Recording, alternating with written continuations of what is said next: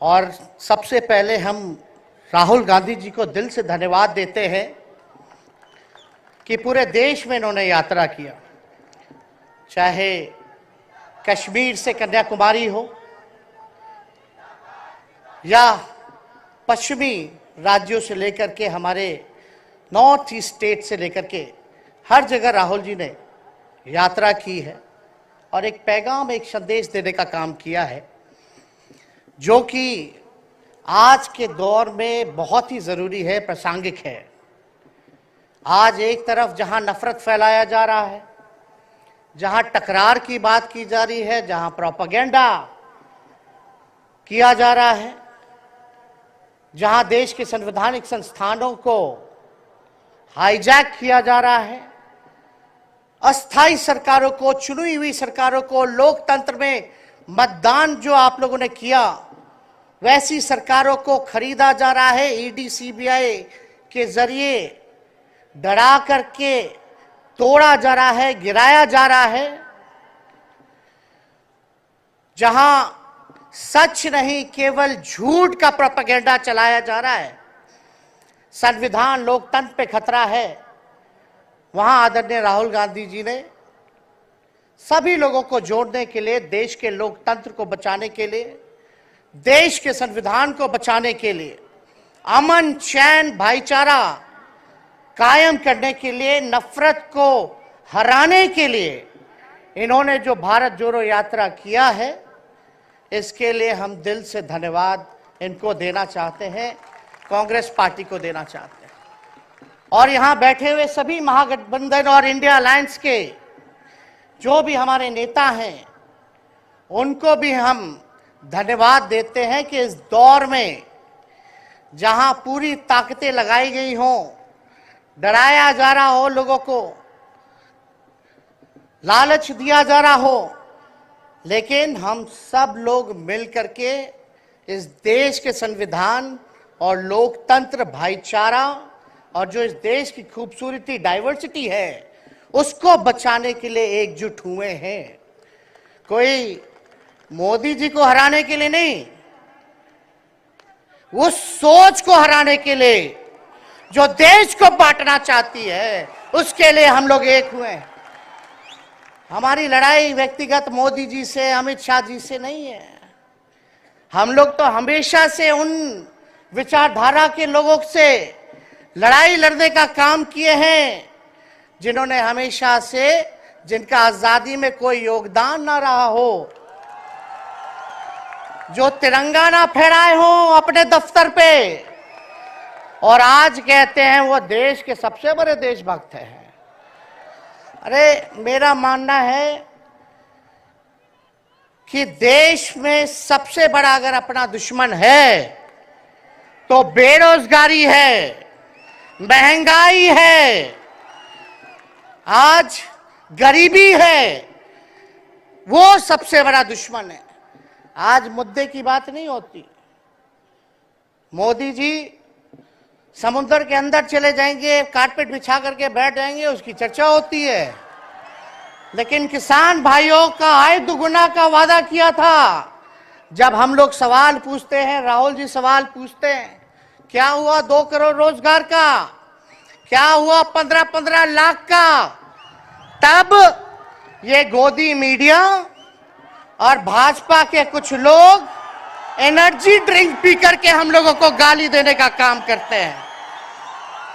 और पटना की जो रैली हुई, 10 लाख से भी ज्यादा लोग आए पटना में, जन विश्वास रैली हम लोगों ने किया, और आज का जो जन सैलाब देकर के फिर से मीडिया के लोग और भाजपा के लोग एनर्जी ड्रिंक पीना पड़ेगा। अरे डरने वाले लोग नहीं है यहां, हम लोग लड़ने वाले हैं, अपने लिए नहीं, आपके लिए लड़ने आए हैं, आपकी लड़ाई लड़नी है। इसलिए हम ये पैगाम लेकर के आए हैं लालू जी का। डॉक्टर के सलाह पे ज्यादा घूमने से मना किया गया है, लेकिन लालू जी अभी भी तैयार हैं मोदी जी का दवाई करने के लिए।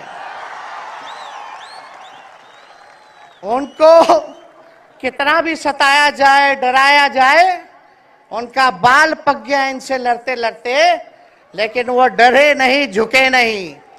आज महाराष्ट्र में, खास तौर पे बंबई में राहुल जी ने निमंत्रण दिया और हम लोग यहाँ आए हैं। और यहाँ बिहार के लोग भी काफी बड़ी तादाद में बसते हैं। हम रउआ लोग इनके भी कहते नहीं, बच के रहिए भाजपा के लोग से। ये लोग गोबर को भी हलवा दे करके परोस देता है, इतना झूठ बोलते हैं।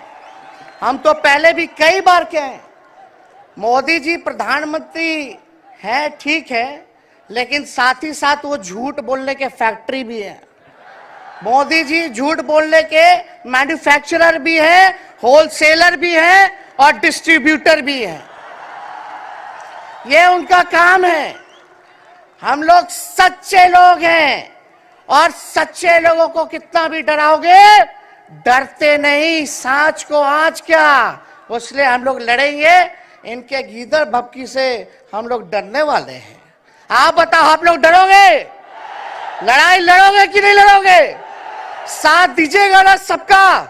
हम तो कहना चाहते हैं, राहुल गांधी जी जो यात्रा किए, ये हो सकता है पहला चरण हो, लेकिन यात्रा तो हमेशा हम लोगों को करना पड़ेगा।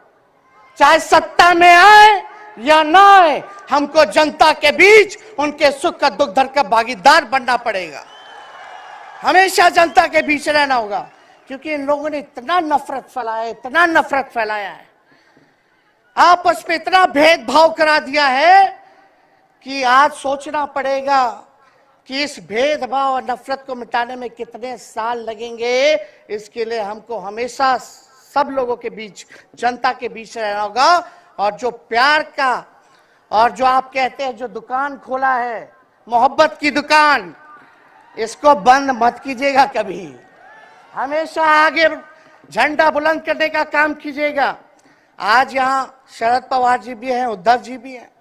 आपको पता है ऑपरेशन लोटस हो रहा था, यहाँ विधायकों को खरीदा जा रहा था, डराया जा रहा था। या एक बात बता देते हैं, आज महाराष्ट्र सरकार में जितने लोग बैठे हैं, कोई लीडर नहीं है, सब डीलर है। शरद जी के नाम पे, एनसीपी के नाम पे वोट लेंगे, भाजपा से डीलिंग कर लेंगे। राहुल गांधी जी के नाम पे वोट लेंगे, भाजपा से डीलिंग कर लेंगे। शिवसेना उद्धव जी के नाम पे वोट लेंगे, भाजपा से डीलिंग कर लेंगे। ये लोग केवल डीलिंग करते हैं, इसलिए वहां कोई भी लीडर नहीं, सब डीलर बैठा हुआ है। और जो डरे डरे लोग गए, अच्छा हुआ चले गए, उससे कोई फर्क पड़ने वाला नहीं है। हमको कितना भी मिटाने का कोशिश करोगे, फिर से हम कारवा बनाने का हौसला रखते हैं। इसलिए हम सब लोग यही आए, क्योंकि जनता, आप सब लोग हमारे मालिक हैं और आप लोगों का आशीर्वाद मिलता रहना चाहिए। अरे महाराष्ट्र में तो कम से कम विधायकों को ले गए, बिहार में तो हमारे चाचा को ही हाईजैक कर लिया। बड़ा सुनते हैं, मोदी जी बार बार कहते हैं कि मोदी जी की गारंटी जो है सबसे मजबूत वाली गारंटी है। हम मोदी जी को चैलेंज करते रहे, मोदी जी सबसे पहले, बाद में जो गारंटी देना, लेकिन अगर मेरा चाचा का गारंटी देकर दिखा दो पहले कि वो फिर से पलटेंगे कि नहीं पलटेंगे।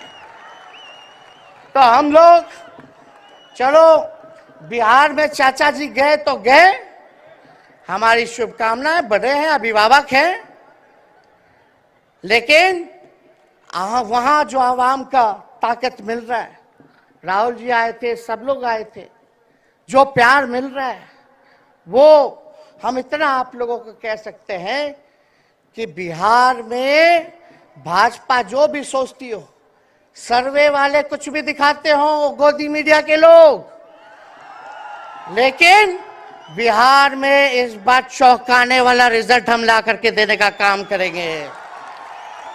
और आप लोगों को भी कहेंगे कि एकजुट हो जाइए, एकजुट होकर के लड़ाई लड़िए। ये मोदी जी क्या बोलते हैं, 2 करोड़, हम मोदी जी को चैलेंज करके बोलते हैं, 17 महीने केवल डिप्टी सीएम हम बिहार के रहे, 5 लाख लोगों को सरकारी नौकरी दिया, मोदी जी अपने 10 साल में भी 5 लाख क्या कितना नौकरी दिए ये बता नहीं सकते। चैलेंज देते हैं कितना सरकारी नौकरी दिया। सबसे ज्यादा बहाली रेलवे का आता था, सब चीज प्राइवेटाइज कर दिया गया, खत्म कर दिया गया। आर्मी में आता था, उसको जो है क्या किया आप सब लोग जानते हैं, कॉन्ट्रैक्ट पे सारा चीज कर दिया गया। तो इसलिए आप सब लोगों का प्यार मिलता रहे, ज्यादा समय हम नहीं लेंगे। सभी गणमान्य व्यक्तियों को, हमारे अभिभावक नेताओं को आप लोगों को संदेश देना है, वो अपनी बात को आप लोगों के समक्ष रखेंगे। लेकिन आप सब लोग एक नारा लगाइएगा, हम बोलेंगे भाजपा भगाओ, आप सब बोलना देश बचाओ, भाजपा भगाओ, भाजपा भगाओ। बहुत बहुत धन्यवाद। जय हिंद, जय महाराष्ट्र।